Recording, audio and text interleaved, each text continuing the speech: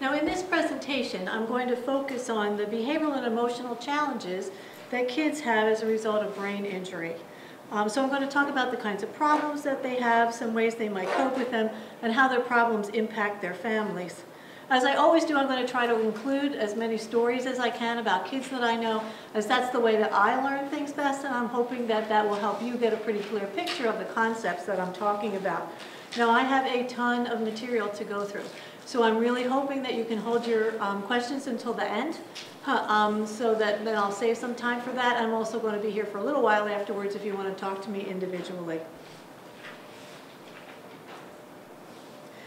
When people talk about brain injury, most often they think about traumatic brain injuries.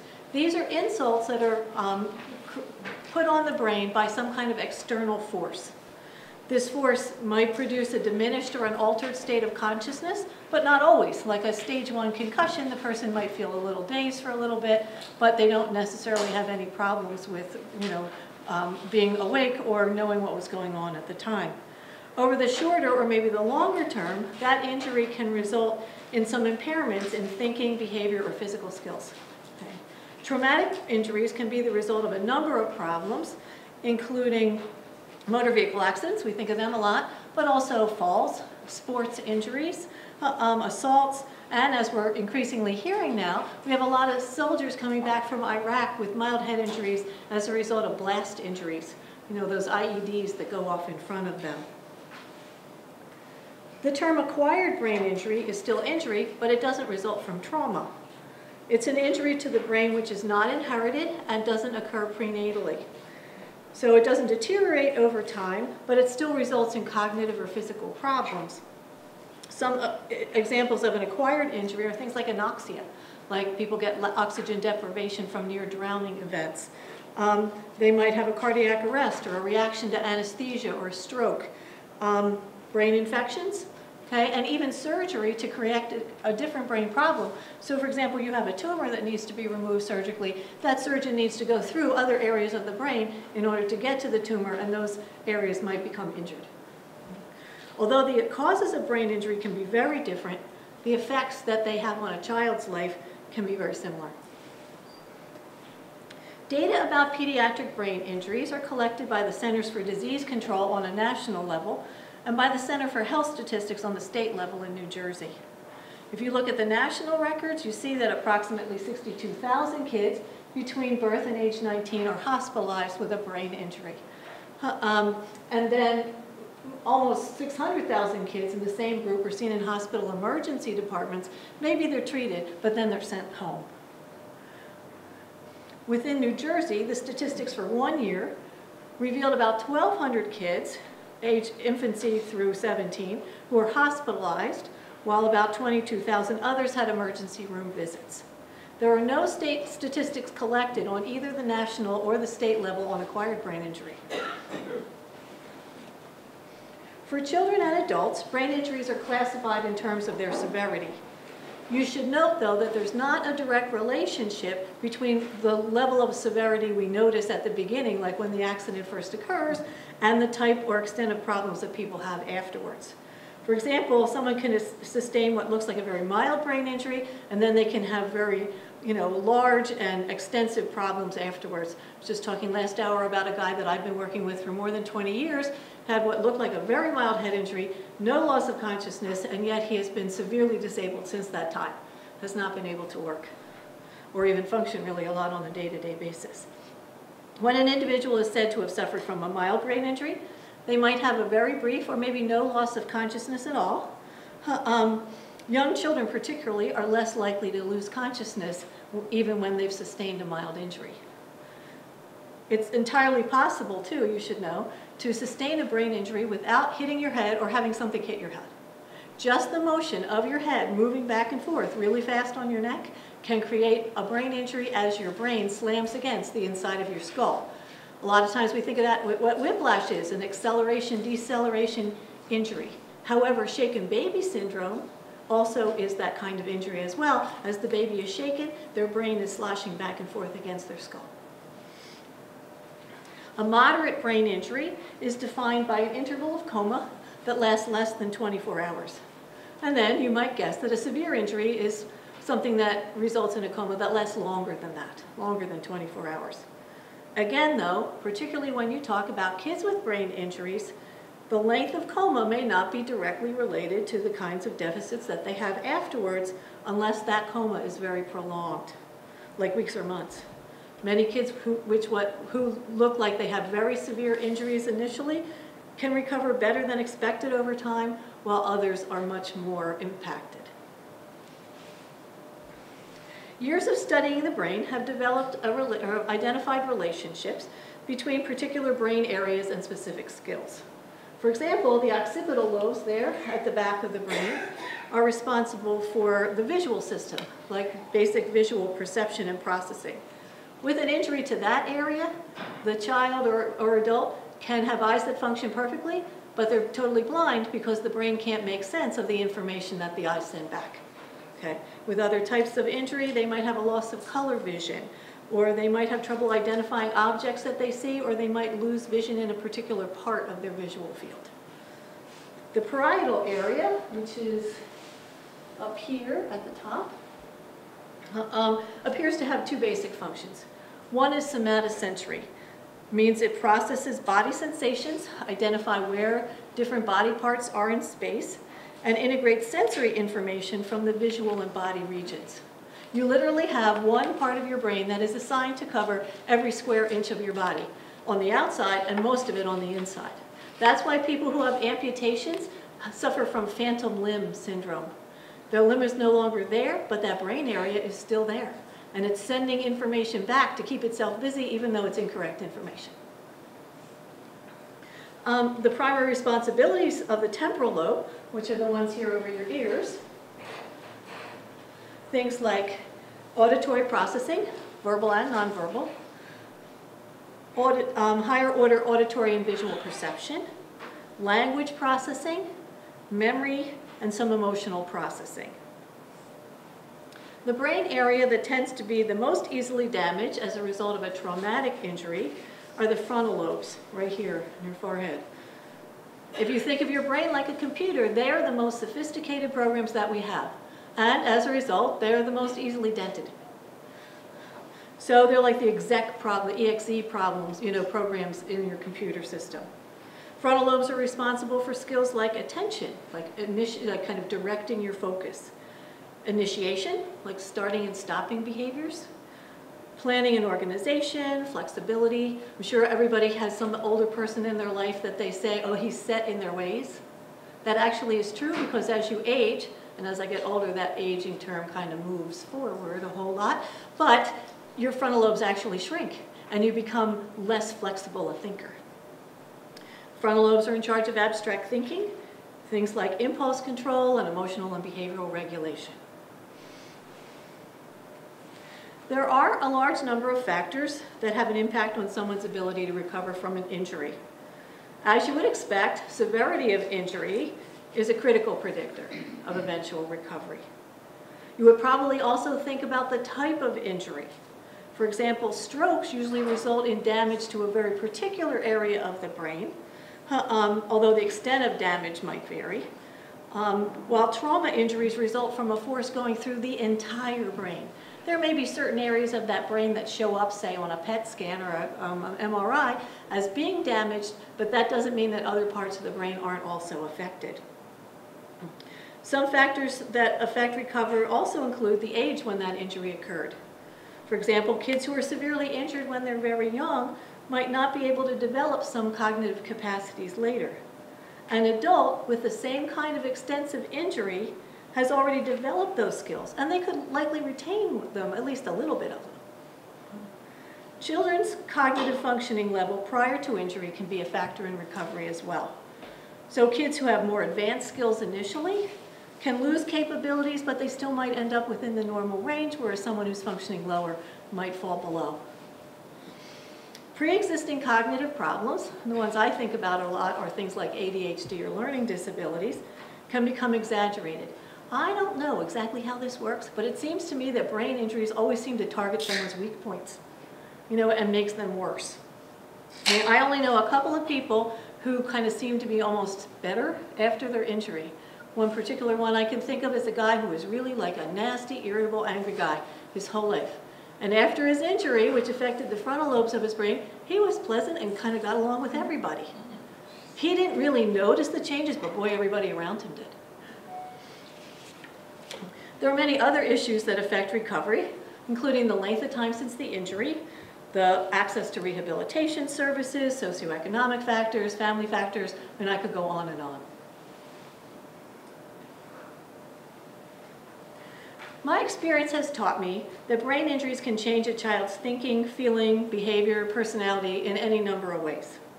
I just saw a boy in the hospital who, when I went to do his screening over at Weissman, was so incredibly angry and sarcastic that he wouldn't do anything for me at all. And I had to go get the therapeutic rec people who he liked to come in and help me do the evaluation. When I talked to his parents, they said, well, this was a kid who, you know, he wasn't the model child. I mean, he was a teen. He was a little bit oppositional. He could sometimes be defiant, but this was entirely new for him. Another kid I know seemed like the same sweet kid after the injury as he did before. But when he got home, suddenly he really had trouble tolerating his little brothers and sisters and would lash out at them with kind of minimal provocation, something he'd never done before. While one injured child could have very heightened and poorly controlled emotions, another one might have a reduced emotional experience. I know a guy who looked depressed when I tested him, and when I asked him, like, are you feeling depressed? He says, no, actually, I can't feel anything. I'm not happy, I'm not sad. I keep trying to do something to get myself like jazzed up, and nothing's working. He had that reduced emotional feeling. If you look at just cognitive skills after an injury, you can see kids with any kind of new trouble in any skill I could name. You know, it can affect anything, and there's no really way to predict it. It's also difficult to kind of know how some deficit's going to present at any point because they can even vary day to day, or even within the same day. There is obviously a huge body of knowledge and research on normal child development. I used to do baby research, so I kind of know about that. But most of you also know, at least have the idea, that 2-year-olds do things like say no, and me do it a lot, right? And they also can have tantrums. You know, so that's what they do. The same behavior in an older child, though, would be looked on as a problem. That's because we know that preschoolers have trouble controlling their feelings, usually because they can't verbalize them. Okay? So they respond aggressively. They kick, they bite, they do all that kind of stuff. By the time kids get to elementary school, they've learned, or at least I hope they've learned, to control themselves. Okay? They might have some ongoing self-regulation issues, and they probably do for a long time, but they present in a very different way. Over time, kids start making that transition from being family-centered to being peer-centered. It's normal then for teens to be kind of a little challenging. You know, they can be even outright defiant as they try to make that separation. They think they're grown up, but they still have trouble making appropriate choices, even though we keep telling them what they're supposed to be doing.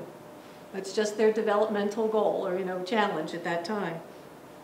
Children who have not sustained a brain injury can certainly have trouble with emotional and behavioral regulation, which gets them into trouble somewhere. Maybe a little, maybe a lot. So even young kids have pretty clear expectations, like 4-year-olds, pretty clear expectations about what their kids are supposed to be doing when they're playing together. Right? So when a child can't conform for whatever reason, they then have trouble kind of making friendships and keeping them the way they're supposed to. The parameters for acceptable behavior are extremely wide when a kid is young. Okay, over time, those boundaries start to tighten up a lot.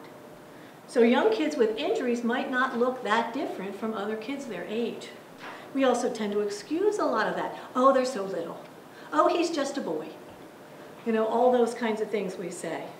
Over time, though, they might not advance as much or as quickly as other kids in specific skill areas, so they do start to look different from the other ones. Okay? And this gap can continue to widen over time and cause more trouble. It's not uncommon for medical professionals in the acute care hospitals to tell parents, oh, he's going to be just fine. He's going to have a full recovery. Okay? They're going to grow out of any deficits. In actuality, this is often not the case. Okay? It is true that a child's brain continues to develop over many years and isn't really complete until maybe the late teens or early 20s. Okay? It's very possible, though, for deficits that are displayed early in the child's life to persist over time and become more of a problem at school or elsewhere. Very possible also for new problems to show up. So for example, higher order deficits don't appear for a while because we don't expect that kid to have that skill at the age at which they were injured. So also the world around them changes over time. So there are more demands later on, and if the child isn't making those skill development at the right time or at the right speed, it's going to create some issues for them. Now, how many of you have gone through the mall and you see this kid, probably a little kid, and they're lying on the ground and they're kicking and they're screaming and their parent is standing over them yelling, "Behave!" Right? We all see that. Well, what they don't notice is that the kid is actually behaving all over the place. It's just not the kind of behavior that they're supposed to have. Okay, the younger the child, the more likely that behavior is going to be conveyed with action rather than words. Because frankly, they just don't have the verbal facility to talk about them. My daughter, who's now an adult, obviously, had wild tantrums until she was like 3½. I mean, ones that the neighbors would be calling like, "Whoa, good one." And over time, she got to be, more verbal and more talkative. And then that behavior switched into these long speeches about how she needed whatever it was and how horrible I was not to provide it to her. In fact, at one point, I think she said to me, why did you even have me if you were going to be so mean? So I think most of us as parents try to prompt our kids to communicate feelings verbally. When language isn't available, either because it hasn't developed or because it's been damaged, the child is obligated to communicate those feelings somehow, and they come out through actions. Then up to us as observers or workers to try to interpret that behavior accurately and then do something about it. But it's often very difficult. Think of having an infant, and that child is screaming and screaming and screaming along about dinner time, and you fed them and bathed them and burped them and cuddled them and all those things, and you're standing there thinking, just tell me what you want, because you can't get it. Injury-related problems with thinking clearly affect behavior in a direct way. So if an individual, because of a deficit, misperceives a situation or can't problem solve, the chances that they're going to make that right behavioral choice is going to be much more limited than you think. Kind of the human version of garbage in and garbage out. Okay? Cognitive issues also impact behavior in a more indirect way, as the person's awareness of their deficit increases and takes an emotional toll, which is then expressed outwardly. Okay? We count on our brains every day, but we don't really notice them until they're not there for us. So for example, I know a lot of people who talk about, oh, they can't remember somebody's name, they're having a senior moment. Well, they laugh because most of the time they can remember everything they want to remember.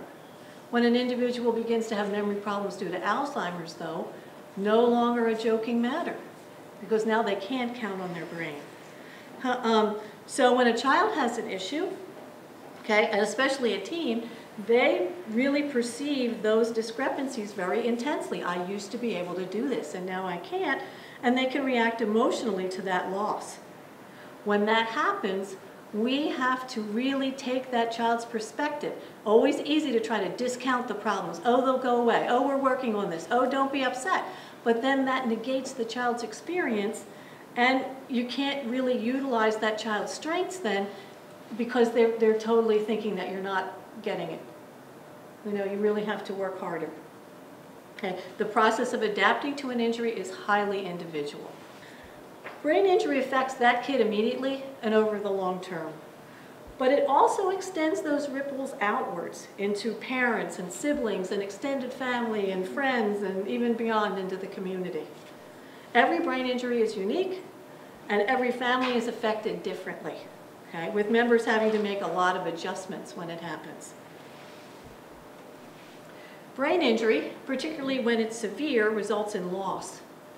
When we focus on the family, we see that they did experience a loss as well as the child who was injured.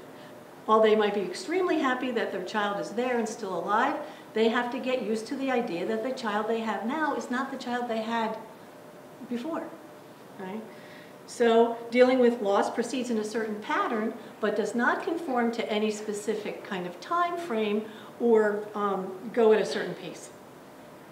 When the loss occurs, that family is usually in shock. They're the people we meet when I'm at Weissman. They have a hard time even wrapping their brain around the idea that something's happened to their kid, let alone anything beyond that. The first phase, as we recognize it, of the grief process is denial. And we think of that as an unwillingness or inability to acknowledge that loss occurred. Now, denial is not always a bad thing, okay? It can be a very self-protective response, particularly early on.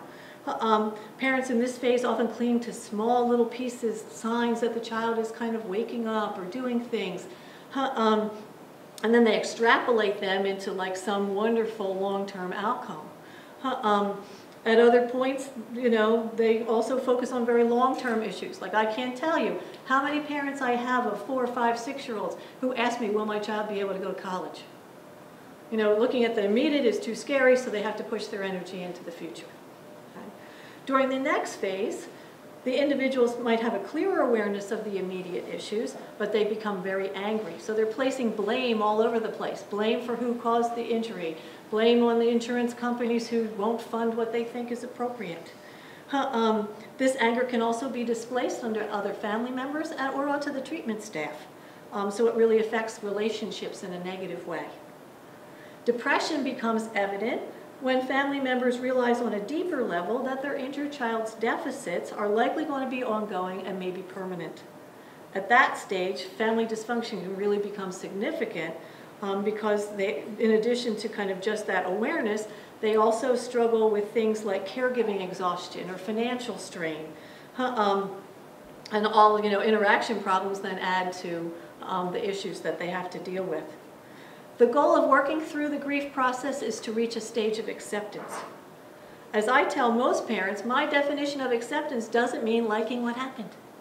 I don't think anybody could ever come to that. Instead, I see acceptance as the ability to acknowledge what happened and cope with it as well as possible, you know, at the time. There certainly is an element of hope that things are going to improve in the future, but you have to maintain this positive perspective and continue to address present needs. Injuries don't happen just to people from very happy, well-adjusted families. A family which is already stressed, no matter what the cause, then has fewer resources and less emotional strength to deal when brain injury comes into the mix. Also important to understand that that loss process that I just talked about is not a one-time thing. You don't work through the stages and then move on. Okay? For example, all families, regardless of how well they're coping on a day-to-day basis, can suffer another kind of loss every time other kids reach a milestone that their child will not. And they have to go through the process all over again. When we discharge kids with brain injuries from Weissman, we typically indicate to that family that the child needs 24-hour supervision. As a result, parents usually need to take more family leave, or they need to get other family members involved just to ensure safety. Right? That often requires the parents to educate the people around them about why this type of supervision is necessary, particularly when the kid looks pretty okay physically. Okay? And they might need to have that supervision for quite some time. Maintaining outside support is particularly hard when that injured child is demonstrating severe behavioral problems. Some people are really afraid, while others just don't know what to do with it. They just don't know how to deal with it effectively. And families can become pretty isolated when no one else feels able to help them. Families dealing with pediatric brain injury also need to acquire an entirely new set of concepts and skills, maybe several ones. You know, this could be simple, like transferring from bed to wheelchair. Could be a list of terms. But they are also often thrust for the first time into the world of special education at school. Okay? That's a system that has its own set of rules and procedures. And it can be really daunting because you have to identify different kinds of evaluations and pick an appropriate program and decide on accommodations. I actually experienced that issue in reverse. Not as a parent, but as a professional, when I went from being a school psychologist to training as a neuropsychologist in a brain injury center where I knew nothing. All the language is different. I went back to the preschool special program where I was working, and somebody said, "How was it?" And I said, "I think I just took a job teaching Spanish to sheep." And I do not speak either Spanish or sheep. I just was like so over my head. And I can't imagine what it must be like for a parent going the other way. When they don't know the terms, they don't even know what's appropriate for their child or what they could get for their child. I can't imagine how that would be for somebody who's already overwhelmed. There are occasions as well when lack of knowledge or for financial constraints on the school's part can interfere as well. In those cases, parents need to become an advocate, which is another challenging role. It's possible to hire someone to be an advocate, but that's a big expense, and families with an injured child often are using their finances in entirely different directions. Adolescence is already a time of significant change as that teen moves through that process of separating from the family and starting to interact with the world in a more mature way. Parents are also looking forward to kind of moving their role into one that's more advising and supporting. When an injury occurs, though, that teen may regress to a more childlike level of functioning and need more rather than less supervision and structure. This really unexpected shift can create both role confusion and significant tension between parents and child. As you might have heard this morning, teens are at increased risk for sustaining traumatic brain injuries. Their ability to access special educational services can be quite variable, though. I've known a lot of kids who were injured at some point in their senior year, and the school really fell over backwards trying to provide them with every kind of accommodation and support they could think of. Everything that I recommended, bam, bam, bam, they provided it. And just based on a letter from me. You know, they didn't even have to wait for the formal report. Okay? In other cases, unfortunately, schools have insisted that an entire child study team evaluation be completed, as well as getting the whole neuropsychological report. And that's a process that can take months. So the kid graduated before they ever got anything. And this is particularly common when kids go back to school after a mild brain injury and they don't look that different to the casual observer. Within the family, members often need to learn new behaviors as well as to solve problems in new ways. Okay, they need to take on additional responsibilities, and they need to have a whole set of different stresses that they have to deal with in order to cope on a day-to-day basis. Okay? Sometimes, especially when the child is the injured person, families can struggle with the reality of the injury, and so they start to try to kind of go with it in unrealistic ways. They have unrealistic expectations. Some parents get stuck in that denial phase, so they ignore or try to hide the problem. On other side, parents can infantilize their child. They're trying as best they can to be protective. They want to avoid having their child experience more distress, but that's another kind of extreme way of dealing with it that doesn't help the child advance. When parents have different views of the situation, they become polarized, and they start to fight because neither one can agree on what the other one's doing. This can happen and kind of fracture a family even if their relationship was stable before. Each person in the family can have a very different view of what constitutes a problem behavior, and they also have likely different levels of tolerance for behaviors that do occur. When planning behavior programming, then everybody in that family needs to have a say, and it doesn't matter whether they're old or young, everybody needs to have some say. When we develop a behavior plan, we need to focus on substituting an appropriate behavior rather than just removing behaviors. Pretty soon, if you take all behavior away, that kid can do nothing but kind of lie in bed. And that's not going to happen. And it's also nice to remember that although we would love to be 100% consistent in following a behavior plan or providing reinforcements, we have to give ourselves some slack. I just had a set of parents come in and talked about their daughter who was having some really severe outbursts. And they were really feeling bad because sometimes they threw the behavior plan out the window, and as they said, we just lost it. We just lost it. Okay? And all I could say is, yeah, that happens. Don't kick yourself. Pull yourself back together and go on with the plan anyway. Working with a child never occurs in a vacuum. This is even more true when the child has a brain injury, as their village not only includes that family, but extends to school personnel and medical and mental health professionals and rehabilitation specialists and all kinds of other people. Okay? Managing problem behaviors is a multifaceted task, and as a result, calls on all these individuals to work in a collaborative manner. Other children in the home also have to become accustomed to living with their injured sibling.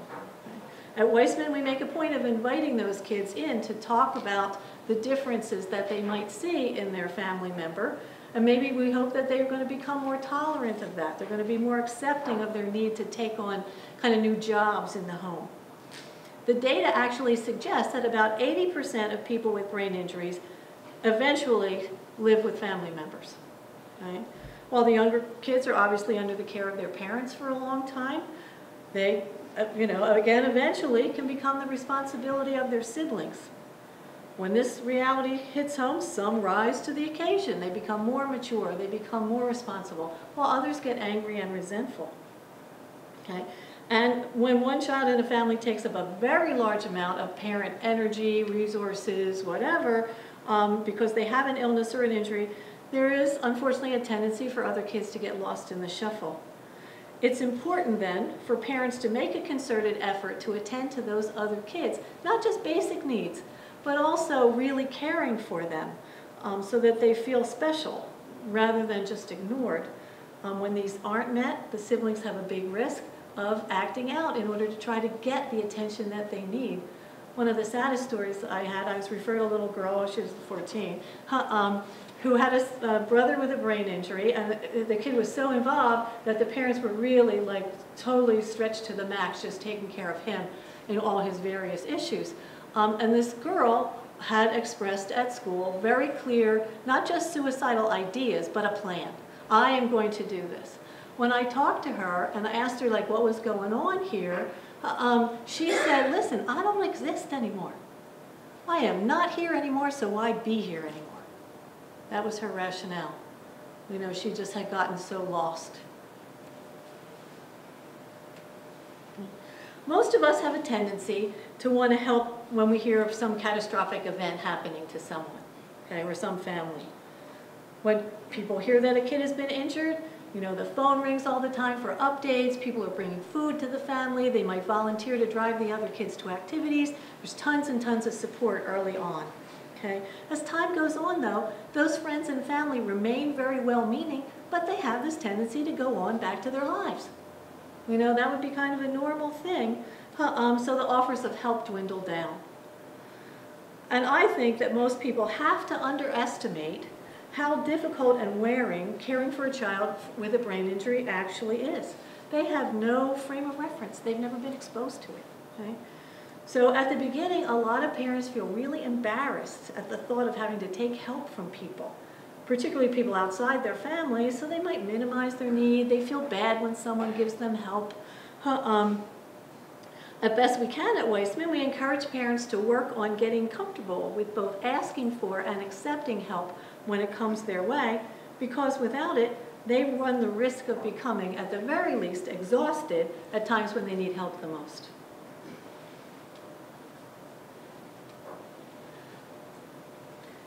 Having a child with a brain injury is a situation that I don't believe any parent could ever anticipate or plan for. No one signs up to play that. Right? So very few people have any knowledge about the condition or what's entailed in recovery or treatment. That education should start while the child is still in the hospital and then become a lifelong learning process. Okay? No parent should avoid asking a question because he or she feels it's a stupid one. Okay? They're allowed to not know. Okay? In newer stressful situations, we all also have a tendency to forget things, or maybe we forget to bring things up because we're trying to manage all this information at one time. When I do an assessment, I like to have more than one parent come to the feedback session because maybe while somebody's listening to me, the other person's thinking about what I just said. So then no information is lost. I also love it when people, come back and ask me questions, or they come with a list of questions, because then I can direct my little spiel to things that they're already thinking about, but then I still have the opportunity to add things that I think are important as well. Preparing for meetings ahead of time creates more of a sense of control when you're kind of feeling out there, and then you have less anxiety that something's going to be overlooked. Once the child has transitioned from an acute care hospital to the rehab setting, whether it's inpatient or outpatient, the rehab staff typically holds regular treatment planning meetings. It could be weekly, inpatient, maybe less frequently on an outpatient basis. Parents are usually actively encouraged to participate in this process, and they are really important because they add that personal view of the child to the professional ideas. Meeting with the treatment team also offers parents the opportunity to ask questions about what's going to happen later. You know, who's going to answer these questions for me? Who's going to prescribe this child's medication? I even have parents ask what kinds of activities they can do with the child when the child's not really in therapy. Things that will promote specific skills in a structured way. Okay. At Weissman, the social worker does all the school-related things, you know, makes the contact with the school district early on, walks the parent through that process, and also provides information about other kinds of supports, like agency supports like Social Security and things like that that they might be entitled to get. All the members of the rehab team are responsible for providing information to the parents about how that injury will affect their child, okay? Whether short-term, whether long-term. Just last week I met with a family and talked to them about their child who had sustained an anoxic injury, smoke inhalation, and a fire. And the mom said he was a really smart kid before, he didn't really need to study, and the mom said he was realizing that he was having a lot more difficulties now, and he seemed kind of a little depressed to her. So my goal of education at that point is to talk to her about how to kind of keep track of his mood and what was happening, and then maybe what other kinds of support she could get for him. Like, could she, you know, identify some therapist that she might call, or could she talk to the physiatrist about medication? While hospital staffs talk a lot about discharge planning in a very concrete way, like where is this child going to go home, parents also should have the opportunity to you know, get information about receiving ongoing support and education when they're out there and the hospital team isn't there for them. I've been in practice quite a while, and I've had the opportunity to see a number of kids over many years. And every time I get to answer questions and provide resources to help the child and the parents deal with that new stage. There are a number of professionals who can be helpful to an injured child and the family. Neuropsychologists, we're the brain specialists, and I say we're brain functions. How brains work and what happens when they don't work the way we'd like them to. Neurologists are medical doctors. Many of them see people with all different kinds of neurological medical conditions. So when parents go to find one to follow up with the child, they might want to interview at least a little bit and ask, what particular expertise do you have with brain injury? Because that's a pretty different animal. Behavioral neurologists might do medication, neuropsychiatrists the same. Physiatrists are rehabilitation specialists, so they often follow a child's program not only through inpatient and outpatient, maybe day hospital, but also what treatment needs they need, what treatment needs they have over the longer period of time. As I've said, recovery from brain injury is a lifelong process. So it's important for the family to maintain contact with the specialists that they have, at least as much as they can. For some specialists, this might mean annual visits. Others are less frequent. I know I see kids probably right after the injury, then about a year later, and then I usually recommend additional assessments at intervals, probably transitions, like when they're going from elementary school to middle school, and when they're going into high school, and then maybe when they're getting ready to graduate. All of this provides the information about where the child is at that time, and then we can make new plans for them.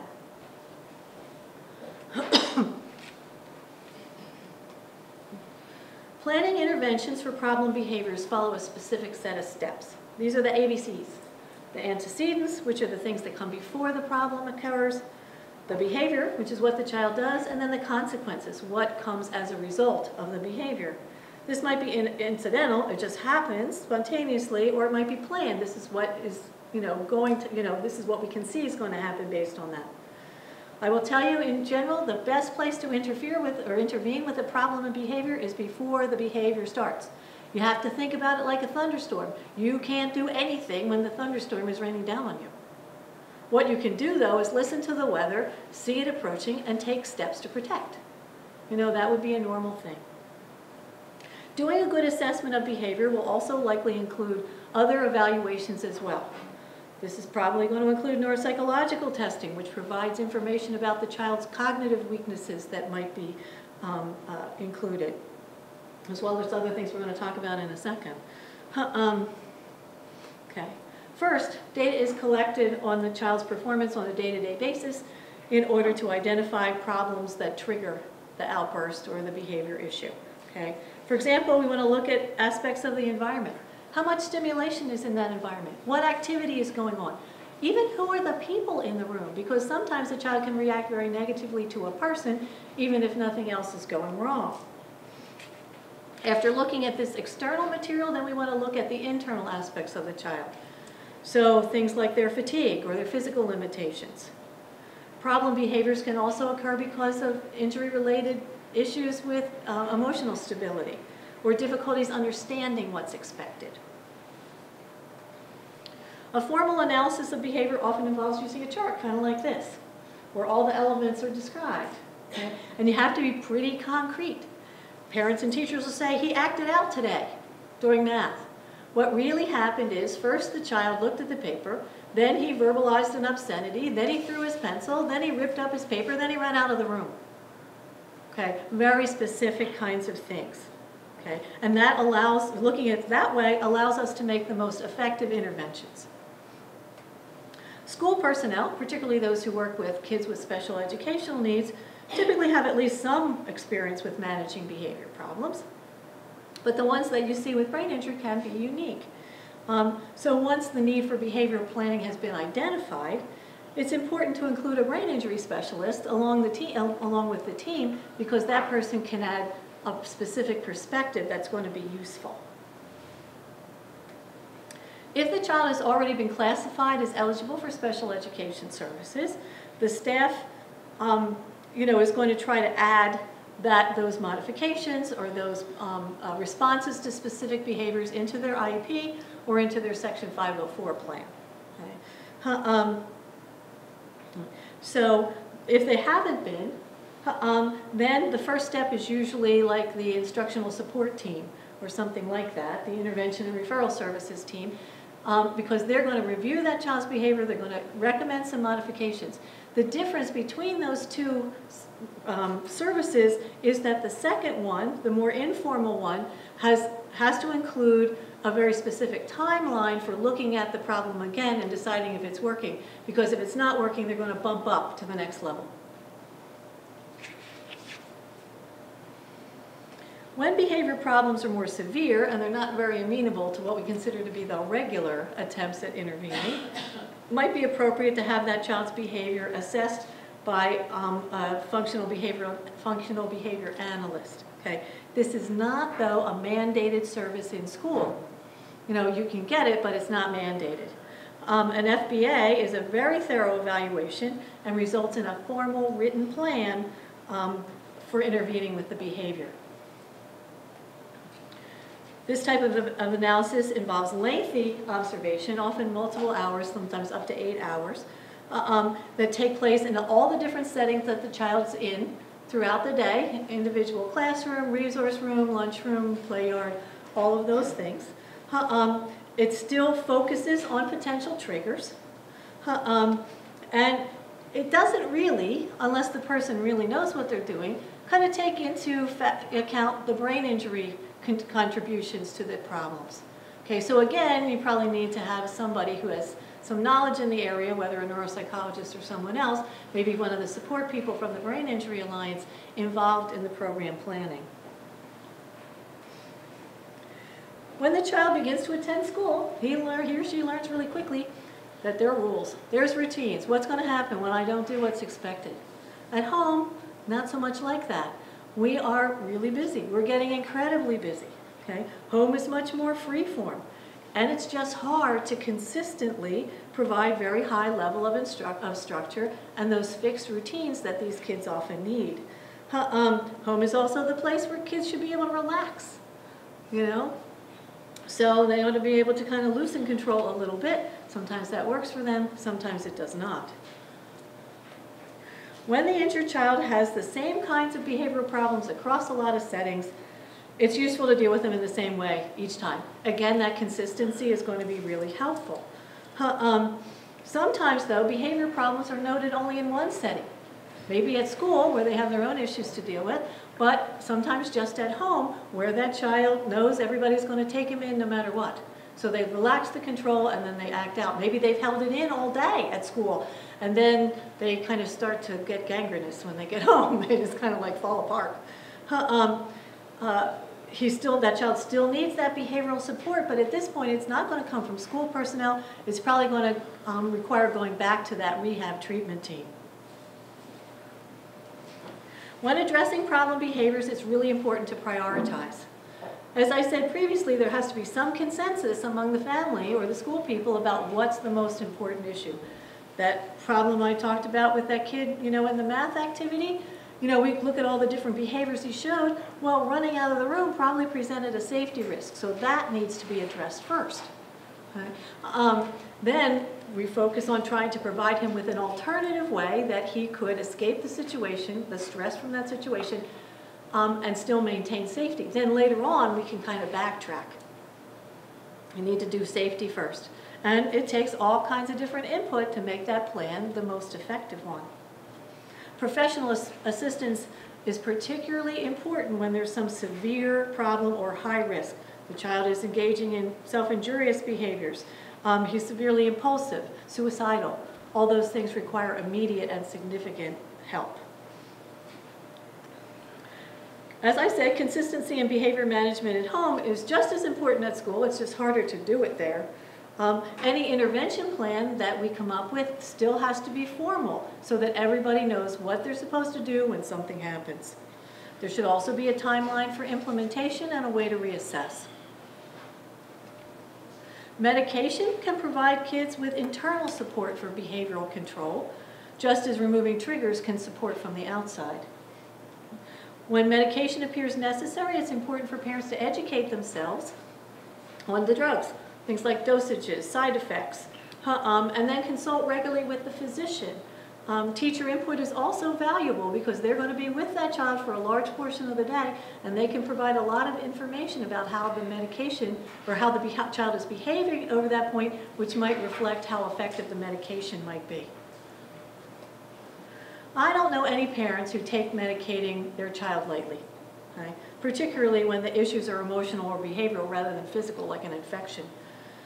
Many behavioral problems experienced by children with brain injuries, though, are driven by neurochemical or other physiological problems which can be addressed with medication. Not necessarily the first line of defense, but may still be very necessary if external kind of interventions fail.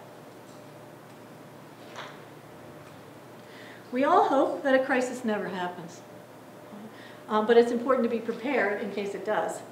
Holding important information in a place that makes it easily accessible saves time at the point when time and action is very imperative. Everyone dealing with that child needs to be educated about the location of that material. Maybe we need to keep it in something that's easily viewed, like a colored envelope, so when you're frantic, you're not scanning and can't find it. Okay? This information could include things like telephone contact numbers, medical professionals who are dealing with the child, legal information, anything that you think is relevant to that child's needs. On this slide is a list of some of the materials that the parent might need to access quickly. Okay? May also be useful to add some specific information about the child's behavioral triggers, de-escalation techniques that worked for them, some of their preferred activities, as those receiving the child may not know anything about that. Copies of the family emergency plan need to be kept, I said, readily accessible, maybe even right next to whoever is with the child at the time. If your child is living somewhere else, like they're a young adult, they still need to have an emergency plan so that everybody knows what to do. When a crisis does arise, first thing you need to do is see what kind of danger that might come from it. So you need to ask yourself some questions. Is the child totally out of control? Are they unable to follow instructions or prompts to calm down? Is there a possibility that somebody could get hurt? Okay. Is someone in immediate danger because of the behavior? If the answers to any of these questions are yes, and or no, and there's no immediate risk to the life or health of your child or other people, you can contact the Mobile Response and Stabilization Services. It's a part of the Department of Children and Families, and they're available 24/7, and they provide face-to-face crisis response within an hour of being notified for, kind of acute but not serious emergency situations. If the answers to any of those other questions were yes, then there's really a big risk. And it's particularly if the child is self-injurious or self-destructive, damaging property, or there's a risk of or threat to others. In those instances, the safest alternative is just call for emergency assistance. When making that call through 911, very important to inform the dispatcher that the child has a brain injury and is having a severe crisis. While waiting for assistance, then, the parent can do things like take away anything that might be injurious or used to damage in the environment, and get everybody who's not immediately involved in the situation out of there. I know at Weissman we have kids who are, like really coming out of coma, and they're very agitated and often aggressive. The kind of like the press of the team is to all run in there and try to make the kid calm down. My job is to go in there and say, you out, until we get the environment down to a level that's not so overstimulating for the child, and then maybe we can kind of intervene. Once the emergency workers arrive, then they're going to make the determination as to what the next step is, whether it's transport to the hospital or something else. If the child has been hospitalized, instructions about follow-up services are going to be provided to the parents at the time of discharge. This might include recommendations for outpatient treatment, might include a medication plan. That information that parents get should then be shared with the next level of people, that child's primary care physician, the rehabilitation specialists that are working with them, so that everything can go smoothly from that point on. In some cases, the child might be referred to a new individual, for example, a neuropsychologist or a neuropsychiatrist. If medications are prescribed, I really recommend that parents kind of keep a log. What time did the child take the medication?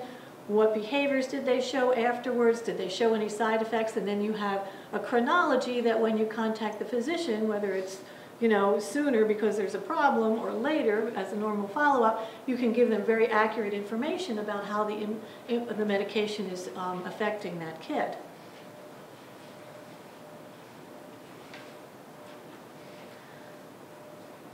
There are a large number of medical professionals who can be helpful to a young adult over time. Okay? This list also includes the people I talked about before, neurologists, neuropsychologists, rehab medicine physicians. There are a lot of specialists out there, and each one has his or her own area of interest or expertise. It's always nice if parents can talk to people they're already working with, and then get them to give them resources or referrals to other professionals. I know who I know. I can say, oh, I think so-and-so, works pretty well with this.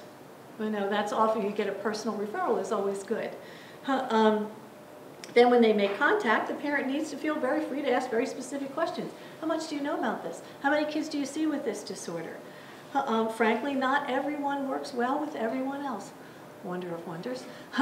So, you might have somebody who has a world-class reputation in a certain area, but if the personalities between the parent, the child, and the professional don't match, nothing's going to get accomplished. So they need to kind of sometimes, I wouldn't say shop, but at least try a couple of different things until they can find someone with whom they feel comfortable. All too often, behavior problems which were first evident after the injury continue over the long term.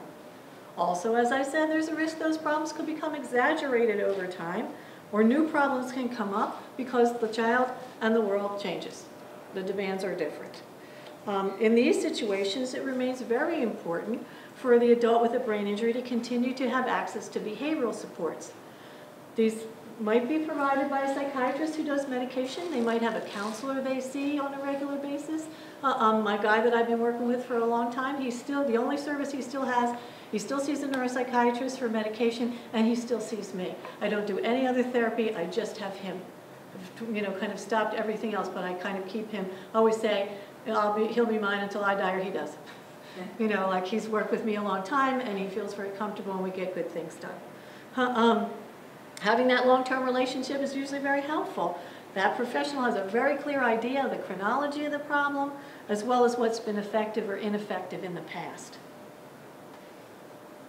Until they complete high school, kids with brain injuries can access support and services through the education system. That's mandated by IDEA, the special education law. Once they graduate, though, or reach age 21, whichever, they have to transition into the adult care system. And that can be really a shock for them because suddenly they have to take all this responsibility, and for their parents, who, unless their young adult gives permission, can't access anything about that child's care. You know, they can't talk to the professionals, they can't review reports unless their child gives permission. A young adult with a brain injury can move to a post-secondary program, you know, a training program, or they can go to work. Although he or she can still receive accommodations, because that's the law for individuals with disabilities, therapeutic services are not mandated the way they were in school. And also, for example, workplaces typically hold very high expectations for independence that would be appropriate for the young adult's age, not their functional level. Right? So behavioral supports aren't really available. Now, these are important issues, and there's other ones. For example, is that individual capable of making decisions for themselves, whether it's financially or otherwise? If not, then there might be a need for someone to be appointed a guardian who can make those decisions, maybe with input from the injured person, but they're not able to do it by themselves. Can they care for themselves even on a day-to-day basis? And if they can't, what level of supervision do they need? How about the degree to which they can support themselves financially? Because many of them can't hold high-level, high-pay jobs. Getting to work, getting to appointments, getting to even leisure activities becomes a big deal for many of these young adults because they're not able to drive. I have one guy who, because he has visual problems after an injury, is never going to return to driving. However, he also has a lot of emotional and behavioral discontrol. So where before we would maybe think about public transportation or paratransit, his parents are really concerned he's going to get on one of those buses or vans, and he's going to be upset by somebody, and there's going to be an altercation. So right now they're driving him everywhere, but that's going to create its own set of issues over time. You know, these are all things that need to be considered. Under the special ed legislation, transition planning for children with disabilities needs to start at age 14. If behavioral issues are a problem, we also must be considering them along with other planning. There are a number of agencies, such as the one listed here, that can assist with transition planning and accessing appropriate services as that injured child moves through later teens and becomes an adult. On the next couple of slides, we'll move to the next one. There are some resources provided by different agencies. This one is, you know, the stuff that's, well, a very small portion of the services that are provided by the Brain Injury Alliance that might be of help to parents dealing with kids who have behavioral or other challenges after an injury. And these are other different kinds of agencies that can also provide similar kinds of assistance. And I always would encourage parents to explore what every agency offers to see what suits their particular situation.